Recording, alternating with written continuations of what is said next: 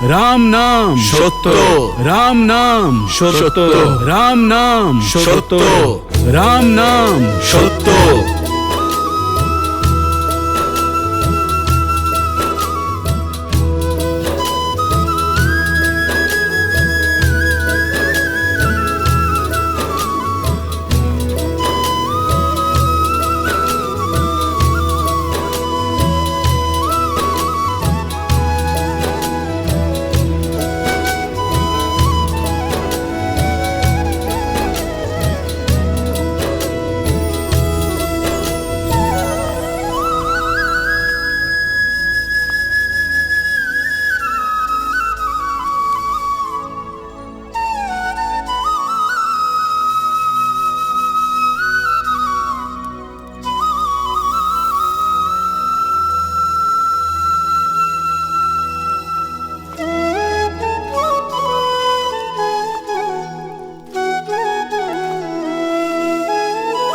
तात हृदय धीरज धरहु, करहु जो अवसर आजू।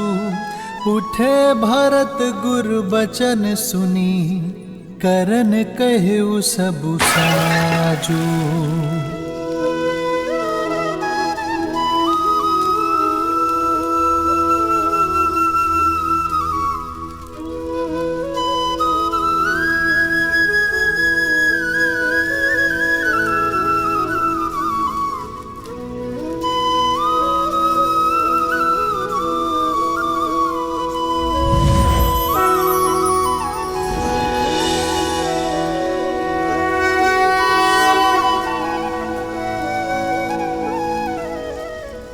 পিতা,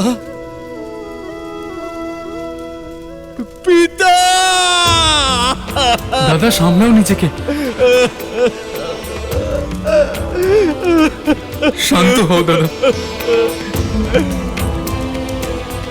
দীর্ঘজীবী হও পুত্র।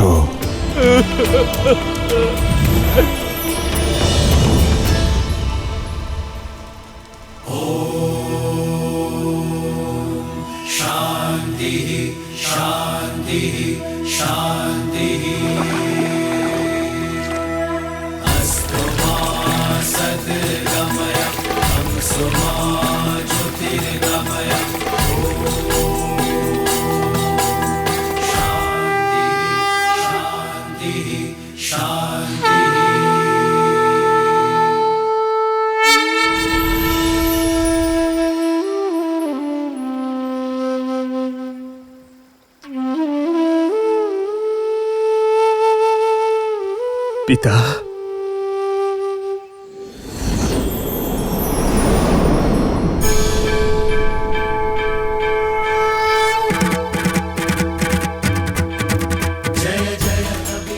আমি প্রসন্ন হয়েছি মনু।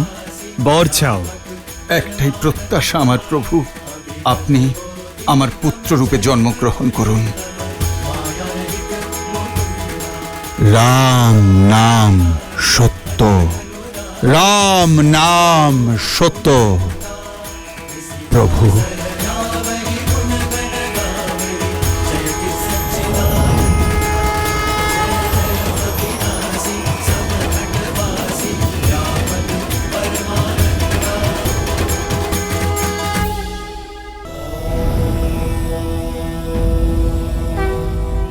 দেবী হয়ে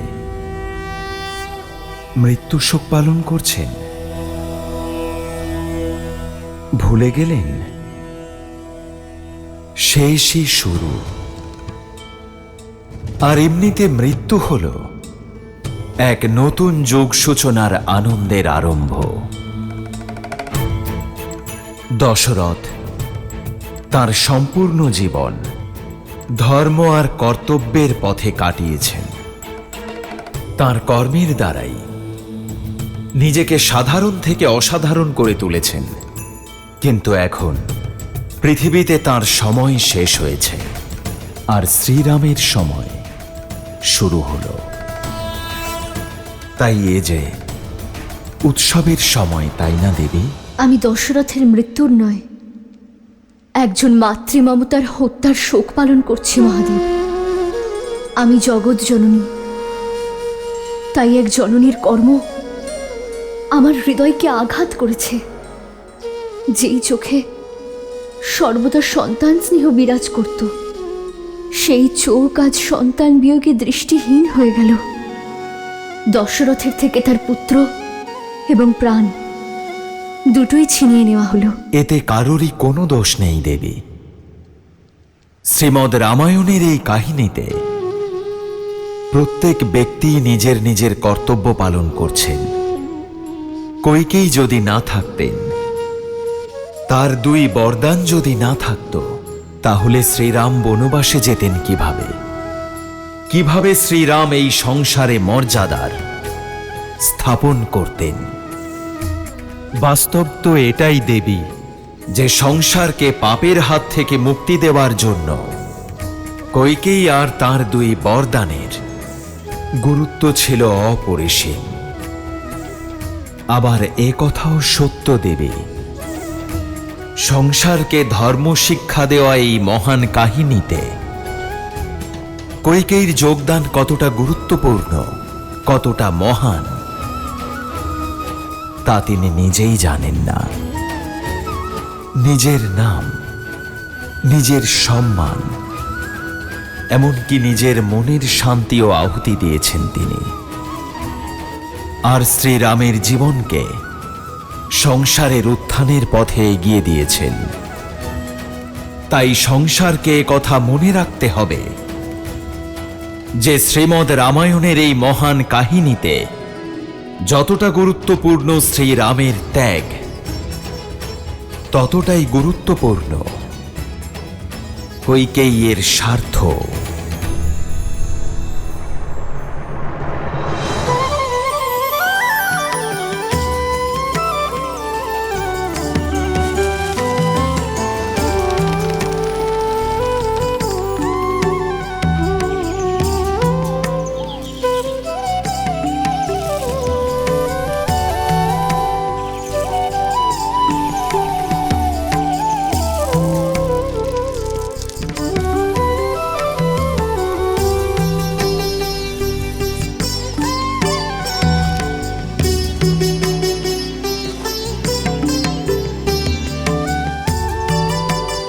পক্ষীদের তো ভোজন করালেন, এবার নিজেও ভোজন করে নিন আর্য।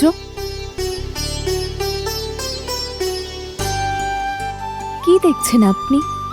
আমার সৌভাগ্য, যা অযোধ্যার রাজভবনে হয়তো কখনোই দেখতে পেতাম না।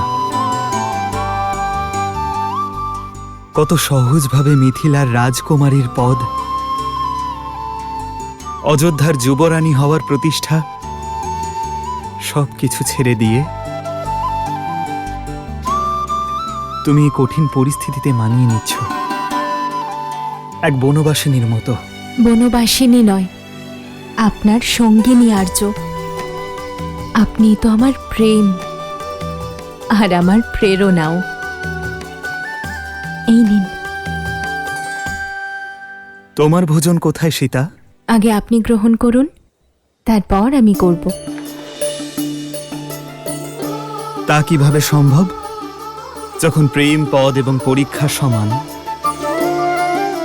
তাহলে পার্থক্য কেন সীতা? বসো। जन्म जन्म का है ये संगम, राम रतन सीता वैभव धन। एक है पौरुष एक समर्पण, एक है रूप तो दूजा दर्पण। राम है लोचन सीता दृष्टि, राम है बादल सीता वृष्टि। सिया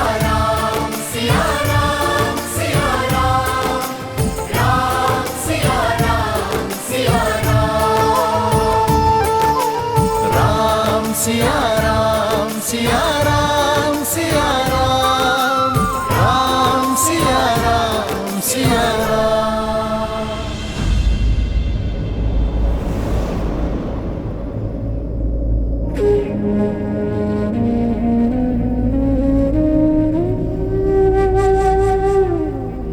পুত্র, জন্ম বা মৃত্যুকে মানুষ নিয়ন্ত্রণ করতে পারে না।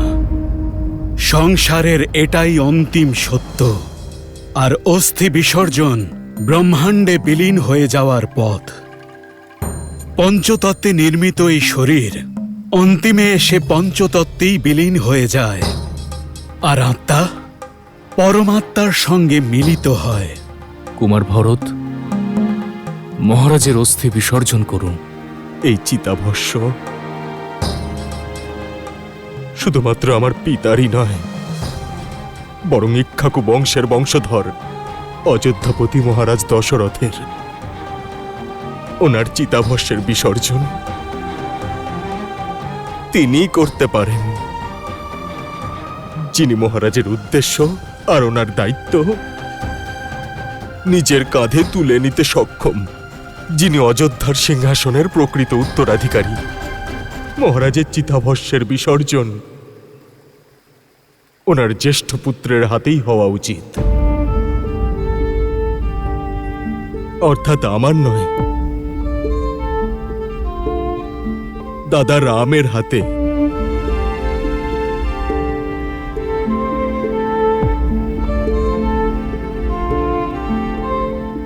আমি রঘুকুল কুমার ভরত, মহারাজ দশরথের সন্তান সমপ্রজা, আর ওনার পবিত্র চিতাভস্যকে সাক্ষী রেখে এই প্রতিজ্ঞা করছি যে শ্রীরামের এই দাস বনে গিয়ে নিজের দেবতুল্য ভ্রাতা রাম, মাতৃতুল্য দেবী সীতা আর আমার প্রিয় অনুজ লক্ষণকে পুনরায় অযোধ্যায় ফিরিয়ে আনব। মহারাজের এই চিতাভস্যের বিসর্জন অযোধ্যার নতুন মহারাজ আমাদের শ্রীরামই করবেন। ओ रघुकुल रीत सदा चली आई, प्राण जाए पर वचन न जाई।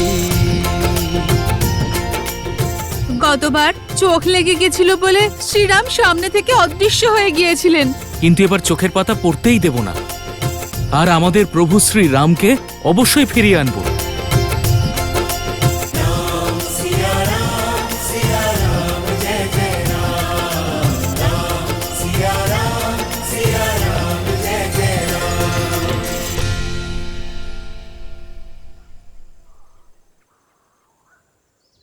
মা, তোমরা দুজন কৃপা করে রথে বসো, আর আমরা এক্ষুনি বনে গিয়ে অযোধ্যার হারিয়ে যাওয়া আশা দাদা রাম, সীতামা আর লক্ষণকে ফিরিয়ে আনব।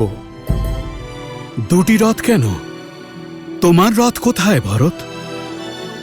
আচার্য, যদি ভগবান দুঃখে থাকেন আর কষ্ট ভোগ করেন, তাহলে ভক্তরা কিভাবে সুখ ভোগ করতে পারে? আমার দাদা আর সীতামা বনে কত কষ্টে জীবনযাপন করছে, তাহলে ওনাদের এই দাস কিভাবে রথে বসে যেতে পারে? তাই আমি আর শত্রুঘ্ন পায়ে হেঁটেই যাব। হ্যাঁ আচার্য, আমি আর দাদা পায়ে হেঁটেই যাব। এসো মাতা। দাঁড়াও!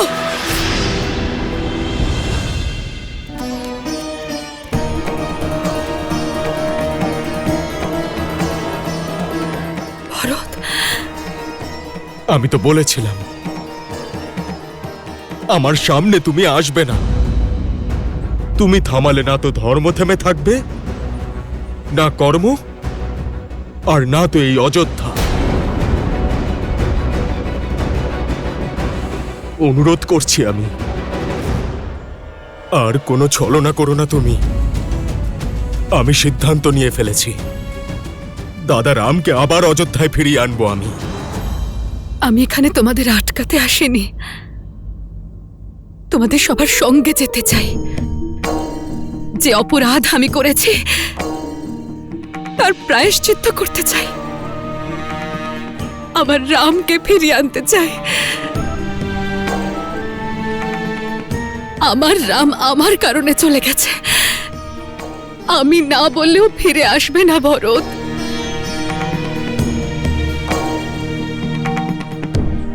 অযোধ্যার সৌভাগ্য যাতে ফিরে আসে সেই জন্য ওনাদের নিয়ে আসতে যাচ্ছি আমি। আর এরকম একটা শুভ কাজে কোনো অশুভ ছায়া পড়তে দেব না আমি।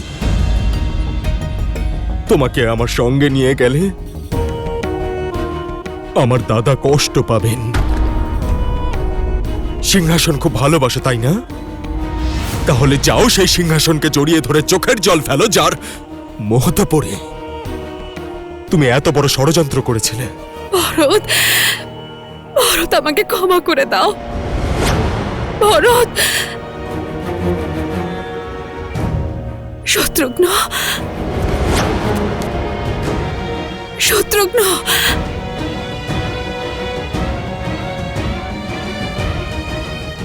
দিদি, তুমি আমাকে একটু বিশ্বাস করো। আমি যে একটা বিরাট পাপ করে ফেলেছি দিদি। সেই পাপ আমি ধুতে চাই। প্রায়শ্চিত্ত করার একটা সুযোগ দাও দিদি। রামও যে তারকা রাক্ষসীকে একটা সুযোগ দিয়েছিল দিদি, তুমি আমাকে একটা সুযোগ দাও। আমি আমি আমার রামের কাছে ক্ষমা চাইতে চাই, আমার সীতার কাছে, আমার লক্ষণের কাছে ক্ষমা চাইতে চাই দিদি। আমাকে দেওয়া প্রতিশ্রুতির কারণে ওদের বনবাসে যেতে হয়েছে দিদি। সেই প্রতিশ্রুতি ভাঙতে চাই আমি। আমি আমার কথা ফিরিয়ে নিতে চাই। শুধু একটা সুযোগ দিদি।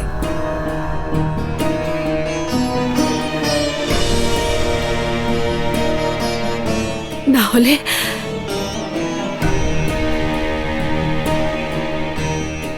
আমি এখানেই নিজের প্রাণ ত্যাগ করব দিদি। এখানেই প্রাণ ত্যাগ করব।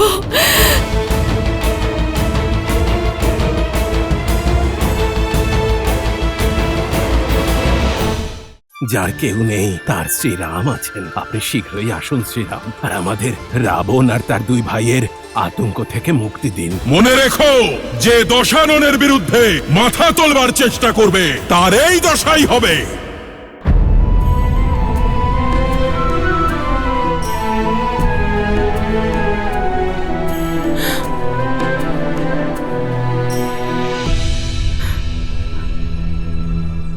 ভরত, কইকেইও আমাদের সঙ্গে যাবে। কিন্তু মা,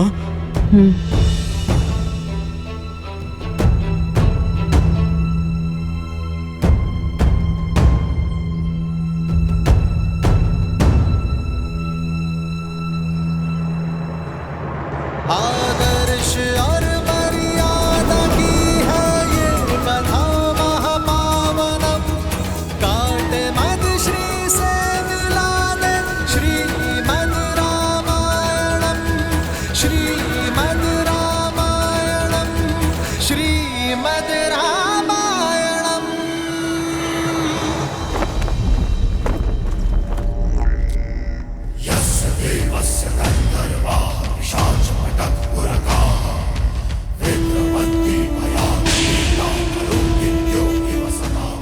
এ কেবল রাবণের শত্রুর মস্তক নয়, লঙ্কার শত্রুর মস্তক। এ তাদের সকলের নিয়তি যারা রাবণের উপর সন্দেহ করে, আর তাদের সকলের কাছে দৃষ্টান্ত যারা লঙ্কার অস্তিত্ব আর লঙ্কার স্বাধীনতাকে হরণ করতে চায়। তা সে যেই হোক, লঙ্কার কোনো মিত্র হোক, শত্রু হোক বা কোনো আত্মীয়,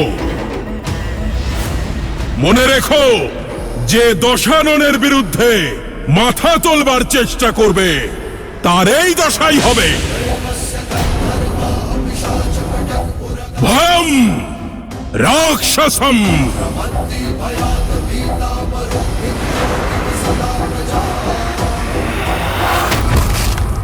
লঙ্কেশ দশাননের জয়! লঙ্কেশ দশাননের জয়! লঙ্কেশ দশাননের জয়! লঙ্কেশ দশাননের জয়!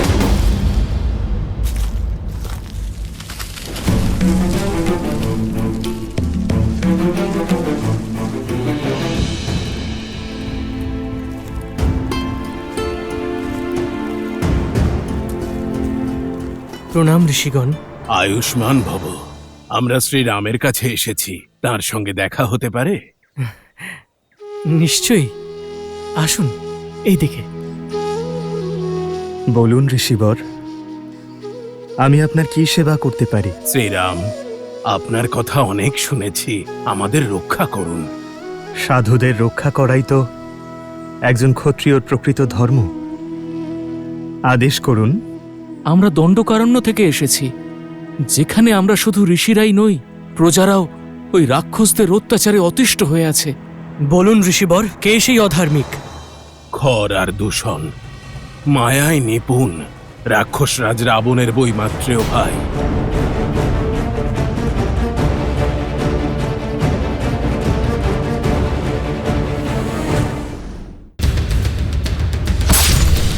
এই সতর্কবার্তা কিসের?